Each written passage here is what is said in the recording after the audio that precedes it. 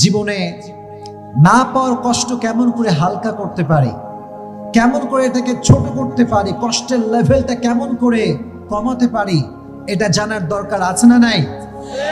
মানুষের জীবনের সবচেয়ে বড় তিতা সত্য কথা হচ্ছে যে মানুষ এটা খুব সহজে পেয়ে যায়, এটার মূল্যায়ন সে করতে চায় না। আর যেটা সে পায় নাই, যোগ্য ছিল না তার, তবুও সে এটার প্রতি মায়া কমাতে পারে না।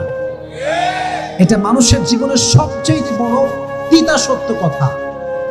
কলিজার টুকরা যুবক, আমার বোনেরা, জীবনে যদি না পাওয়ার কষ্টকে হালকা করতে চান, একটা বাক্য অলওয়েজ মাথায় রাখবেন, अगर जिंदगी में सब कुछ मिल जाए तो तमन्ना किस बात की करूंगा मैं। জীবনে যদি সব কিছুই পেয়ে যাই, তাহলে আশা বলতে তো কিছু থাকবে না। জীবনে বাঁচতে হলে একটা আশার দরকার আছে না নাই? জীবনে থাকার জন্য, বেঁচে থাকার জন্য প্রত্যেকটা ধাপে ধাপে রবের উপরে একটা ভরসার দরকার আছে না নাই? আজ থেকে জীবনের সমস্ত না পাওয়া জিনিসগুলোকে আল্লাহর উপরে ভরসা করে ছেড়ে দিবেন। আল্লাহকে বলবেন, আল্লাহ, আমার জীবনে যা আমি পেয়েছি তুমি সব দিয়েছো, আর যা পাইনি তাও তো না দেওয়ার মালিক একজন, তিনি কে?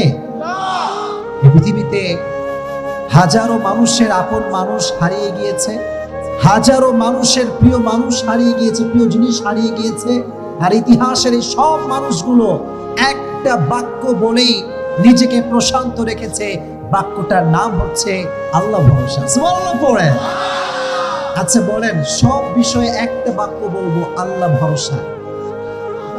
বলেন না আল্লাহ ভরসা। এই কথা যে বারবার বলতে পারবে যে আল্লাহ ভরসা, আল্লাহ ভরসা, আল্লাহ বলে, বান্দা তুই যদি বলতে পারিস, ওয়া মান ইয়াতাওয়াক্কাল আলাল্লাহি ফাহুয়া হাসবু, whoever trusts in Allah, Allah is sufficient for him। যে ব্যক্তি আল্লাহর উপরে ভরসা করে, আল্লাহ একাই তার জন্য যথেষ্ট হয়ে যায়। এজন্য আজ থেকে জীবনে না পাওয়া জিনিসটি কোনো টেনশন নাই, কোনো হতাশা নাই, কোনো অভিযোগ নাই, কোনো ছেঁকা খেয়ে বেকা হওয়া যাবে না। ঠিক কিনা বলে?